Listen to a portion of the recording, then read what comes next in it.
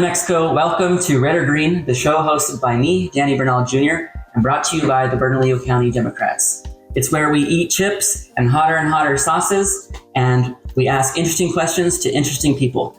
My first guest today is Damian Lara, the Bernalillo County Assessor. How you doing, Damian? I'm doing well. I'm pleasantly surprised that you think I'm an interesting person with an interesting profession. Of course. Are you ready to get to assessing some of these hot sauces? As ready as I'm going to be.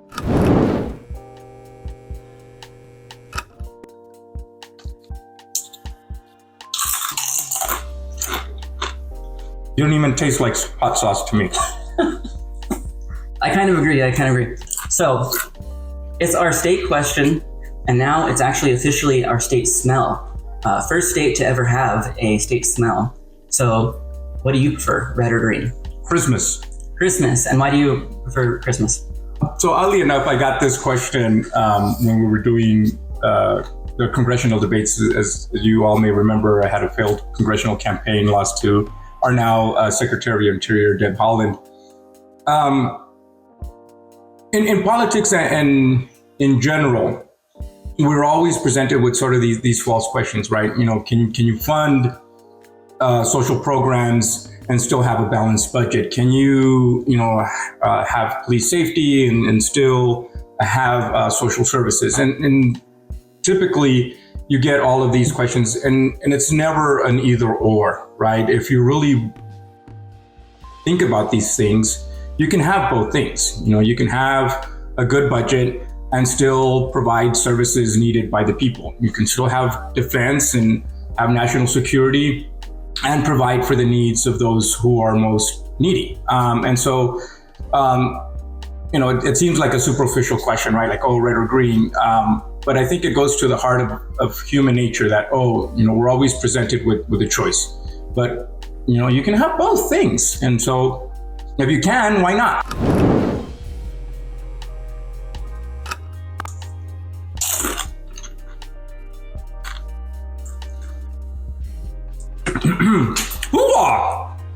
That's my impression of Al Pacino eating hot sauce. Oh yeah, that was a good impression.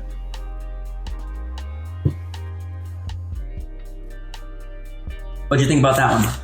Yeah, it's a little spicy.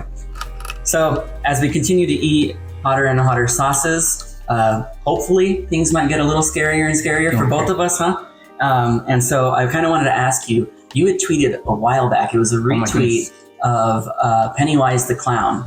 Okay, I'm not sure if you remember it, but you retweeted Pennywise the Clown. I wanted to ask, is it your favorite thriller, or do you like thrillers at all? I like Stephen King in general, and I do like thrillers and suspense thrillers. Actually, and I'm forgetting the book now from Stephen King. I don't think it was ever made into a movie, but it was sort of an old. I'll just give you a quick summary of, because I can't for the life of me remember the title of the book, about a king who dies and has two children, and the sorcerer or the magician was the evil person. Ended up killing the king and framing the eldest son, who was the good son, and putting in the second child as sort of his puppet. And does a whole lot of things, including drying up the lake, and had some really overtones about what we now would think of sort of climate change and all of these things. But at the end, the youngest son recognizes the evilness of the sorcerer and sets out. So he escapes. The sorcerer escapes and leaves and is fleeing. And so the oldest son gets broken out of jail and is put back on the throne. And the youngest son leaves the kingdom as his own choice to go track down this evil sorcerer. But there's all sorts of stuff. That's my favorite actual thriller. And it's a book, and I, for the life of me, cannot remember the title. I think I'm at a bad disadvantage on this one.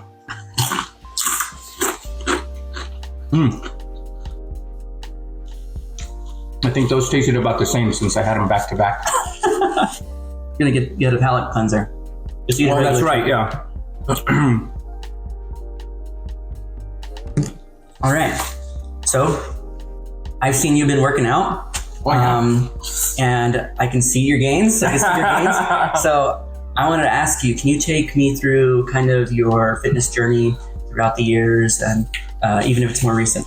Yeah, no, I mean, I think like everybody, and I was actually thinking about this because I have to travel for a conference, and I was thinking I really gotta get back to it. So I used to run a lot more, and I did, high school sports, and I did crew in college for my first semester. But as you get older, and I think as you get busy, and you forget to make time for really yourself and your well-being and your health. And I think that's part of it. I ran a long time to help with sort of just my own anxieties, my own mental health. And so I started doing half marathons. And then most recently, just to stay in shape, I was unfortunately in an accident in October and had been doing physical therapy for, about 6 months now and stuff. And so my shoulder and my lower back were really bad. And so even though I would have liked to have gotten a little bit more in gains, I mean, a lot of it was just stretching out, very lightweight and things of that nature.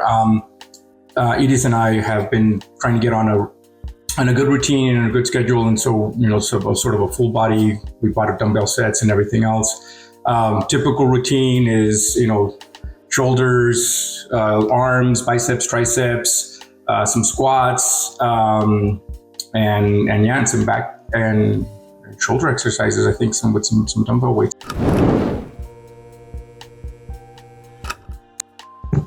Number four. Now that one looks extra spicy because it's so thick. Let's see. Make sure you don't skip out on it there.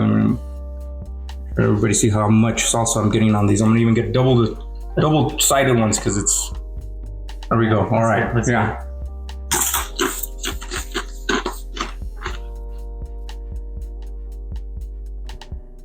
Yeah, man, you're like, cat.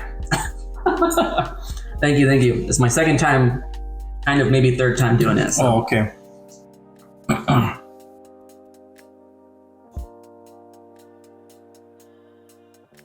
Thank you. All right, so going on to our fourth question with our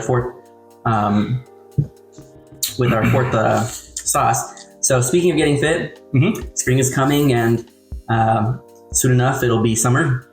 So I know you get busy, especially being the county assessor, but can you tell me kind of like what your dream vacation is and what that looks like? Good question. Well, we're hoping to go to Greece. So maybe go to Greece in the summer, Turkey, Istanbul, some time on the beach, relaxing, seeing the sights, learning new culture, that kind of stuff, I guess. Have you ever been before? No. Oh, okay, so first time, huh? First time to I've been to Turkey, but not to Greece. And what makes you say Greece then? That's what Edie's wanted to go. Okay, awesome. Yeah. Sounds like it. All right, so let's try our fifth one. You ready? Oh my goodness, no. All right, we'll go at your pace, so you just let me know when you're ready. Okay. Edit it so that it doesn't look like it's a long time like this. I can't promise anything. Woo! All right, okay. All right, ready? As ready as I'm gonna be.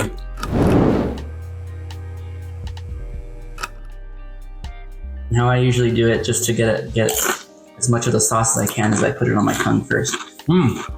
Forget that. Woo!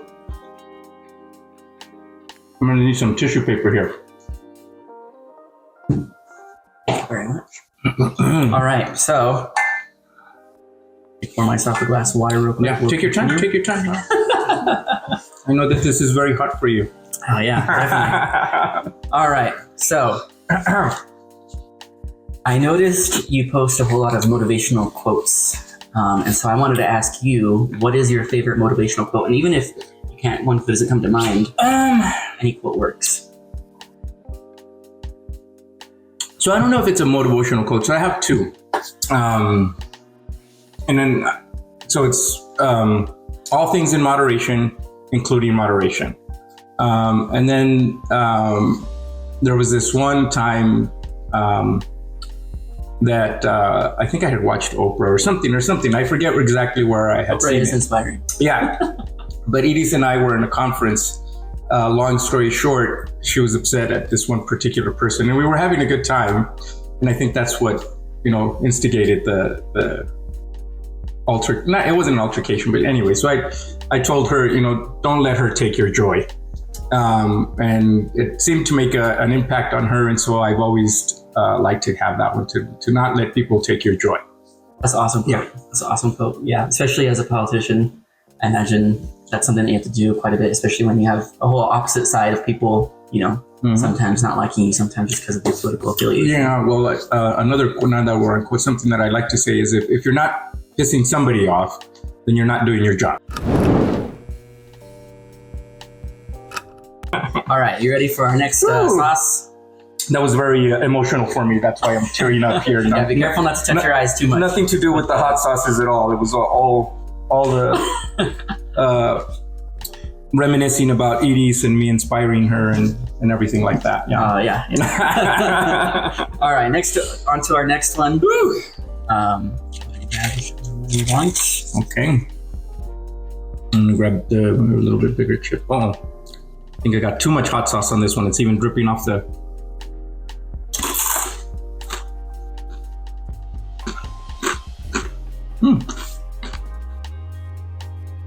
My one actually has some good flavor to it.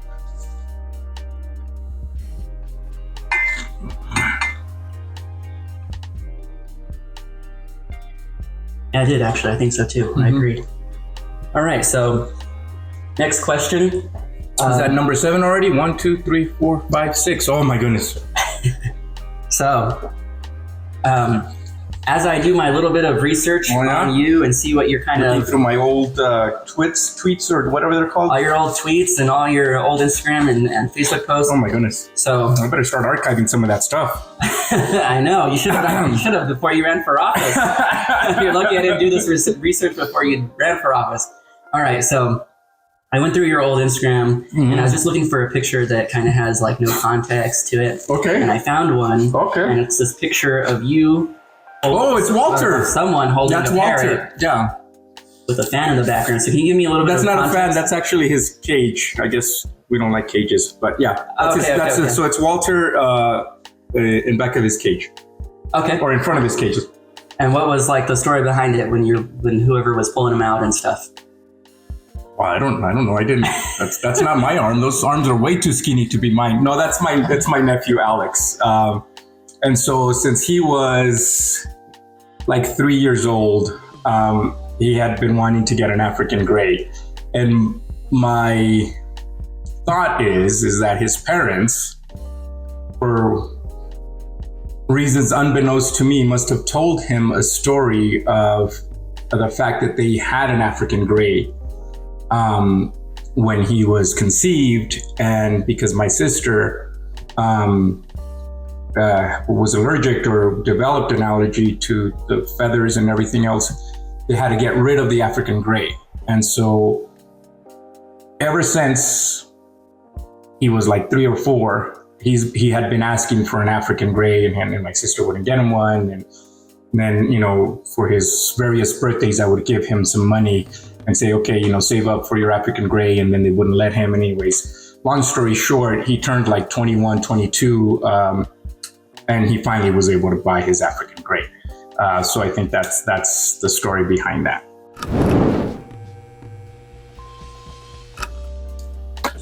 Woo! Yeah, don't try to get the number 6 there. I saw you trying to cheat. Woo, my goodness, that's gonna be super hot. I'm gonna need an extra chip just to make sure.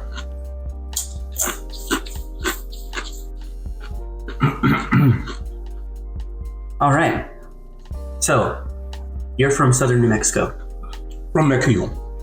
From Mexico. So, go ahead, ask the question. But I believe you lived in southern New Mexico for some time, right? And so I wanted to ask you if you could tell me a little bit about what it was like living there. So and it was where? Melrose. It's about 20 minutes from Clovis. Cannon Air Force Base. If you're familiar with it, we were the Melrose Buffaloes, and I went to elementary there. Small town. I got some getting used to when I first got there, but I mean, a pretty close-knit community. We would jump the roofs of the stores on Main Street during the nights, and drive to Clovis to big fights with the big town people over there. We the onion peels during the summer, yeah.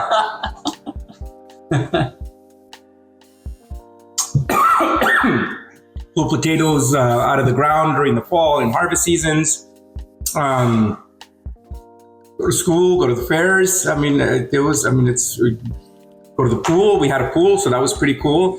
The only restaurant chain thing was the Salsas gas station.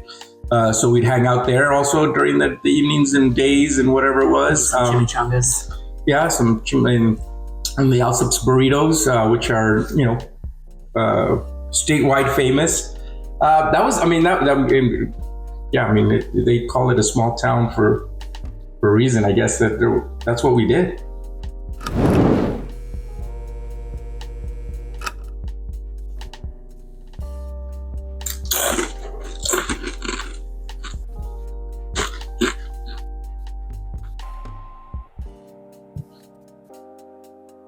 So, as a former migrant worker, as a kid, how did that shape your political views? I don't know if that necessarily shaped my political views. I was very young, 7 or 8, 10, and then I'd work the summers in the fields. But I think more than anything, it taught me hard work. It taught me about selflessness. Seeing my mother and my siblings work. And I tell this all the time. The irony is that it's incredibly hard to put food on the table as a migrant farm worker. We would get leftover potatoes that I don't know if you guys know this, but they sort potatoes like they do everything else, and stuff that doesn't make the cut just sort of gets thrown away. And so that's what we would take home to help supplement our food. But oddly enough, because it is so hard to put food on the table as a migrant farm worker, my mom moved us to El Paso, Texas. That's where I actually graduated from high school. And I think that's really what shaped my political views and my view of government in general. El Paso, Texas, Ciudad Juarez, Anthony, New Mexico, Anthony, Texas. Very similar people, very similar demographics, but the quality of life between that tri-state, the two countries is incredibly vast. I don't believe it's because of the people or because of the work ethic of the different people in the different cities or towns or the level of education or any of that kind of stuff or the language even. I believe it is because of the responsiveness of their government in their lives and the people's ability to shape their government. And so that's, I think, more than anything else, shaped my view and my desire to be in public service. I've said this before, but the people in New Mexico really welcomed me and my family with open arms and an open heart, gave us an opportunity to work hard, put food on the table, and really build a better life in this country. And public service is sort of that way for me to be able to give back to the people of this state.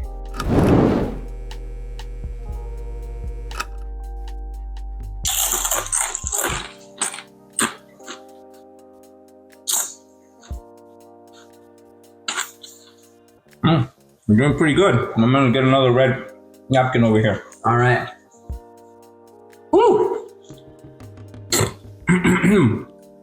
Okay, so speaking of your political views, you ran for Congress at one point. I did. And now you're the Bernalillo County Assessor. I am. So what's motivating you to dedicate your life to public service? I know you touched on it a little bit, but what else can you find? Oh, my goodness. Ooh, that'll clear your sinuses for sure. Yeah, it will.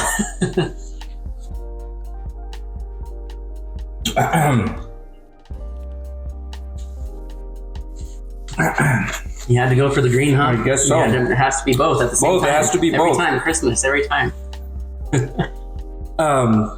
Tell me the question again. All right, so you ran for Congress and then Bernco Assessor. So what's motivating you to dedicate your life to public service? I think it's that desire to give back, right? So I'll tell you another little story.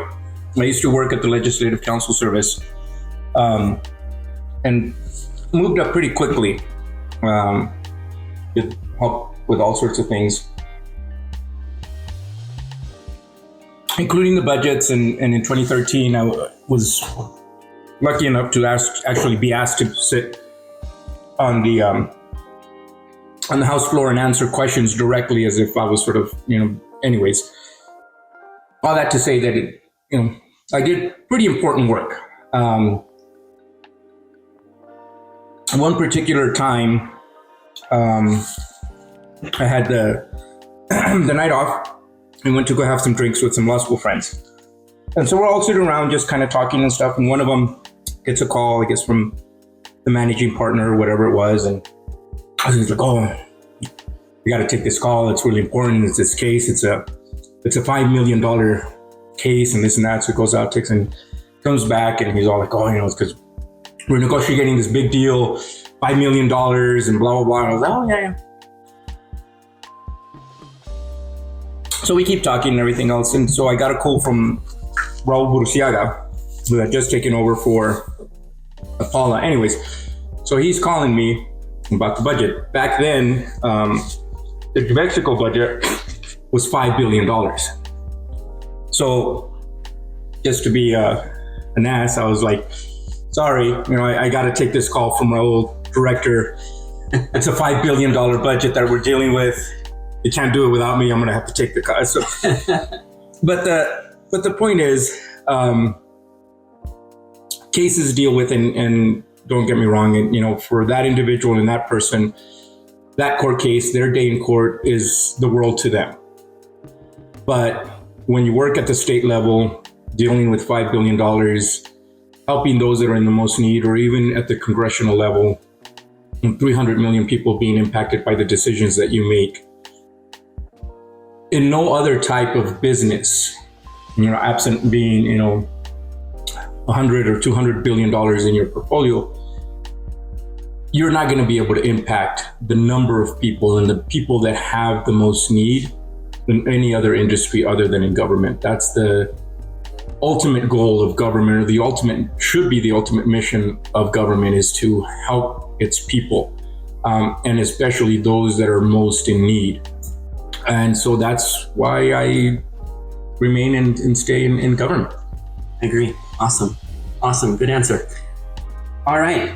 Ready for our last chip, our last question? Oh, can I get more chocolates milk? Yeah, of course. Let's get. Or just regular milk, or whatever you got. At this point, I'll drink whatever it is. All right. Looks like they put it under here for us. Woo! Look at that magic. Oh, on the other side. It must be on the other side somewhere. On your side, maybe. Well, yeah, it is. Oh, Look at that. Somebody must have told them that I don't eat very hot sauce. Woo-wee! All right, I'll take some of that too. Yeah. Don't make me look like a chump over here, Danny. You got a stack of napkins in.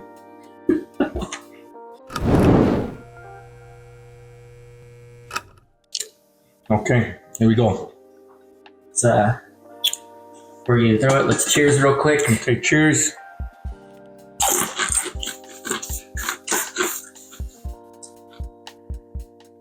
Wait for the milk. I can get a little bit of water first. The milk might actually make it worse. Okay. Woo!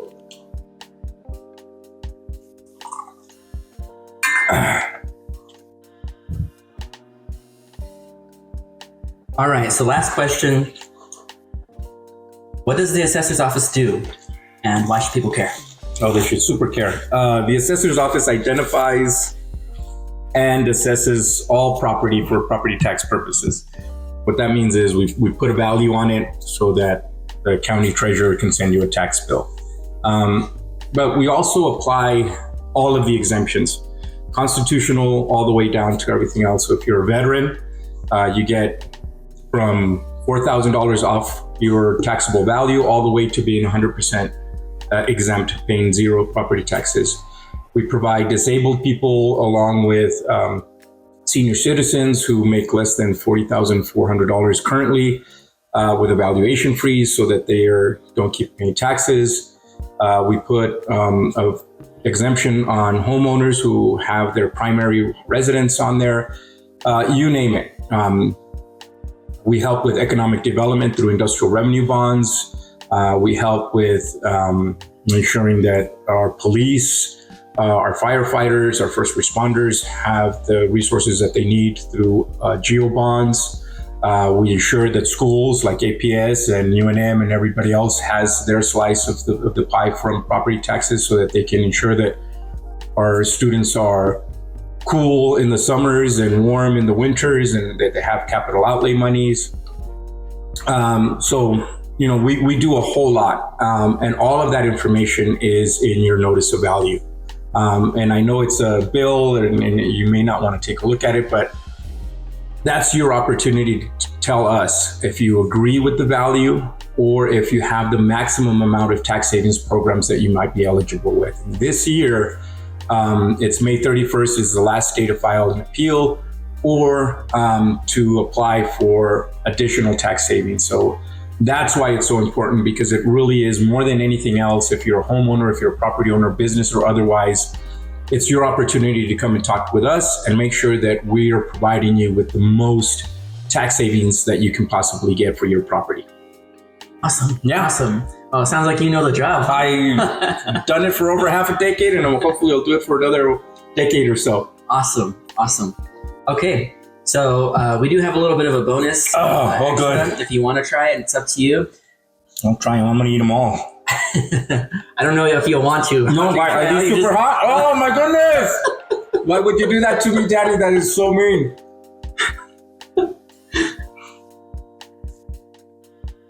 For shame on you. I'm writing it with you, so. You said you lied. I will never again trust you. All right, so thank you very much for answering these questions. I hope you had a good time. I did. I'll let you say something to the audience if you'd like. Just look at the camera, any of the cameras that we got going on, and if you have something to say, some type of message you want to send out to Bernalillo County or New Mexico, let them know. Just to follow your New Mexico Bernalillo County Democrats and stay classy. And like I said, rather than taking somebody's joy away, why don't you be the joy and make somebody smile who needs it today? Awesome. Yeah. Thank you very much for that. All right. Thank you to our guests for joining us and assessing our sauces. Which one was the hottest in your opinion? I don't know which one was the hottest one, but I'm going to say that this red chili sauce was the tastiest one. Okay. Yeah, I agree. It was very good. And thanks to you all for watching. It's a new show that we got going on. Please stay tuned. Please like, share, and comment on our posts so that we're able to continue awesome interviews with interesting people like Damian. Be safe.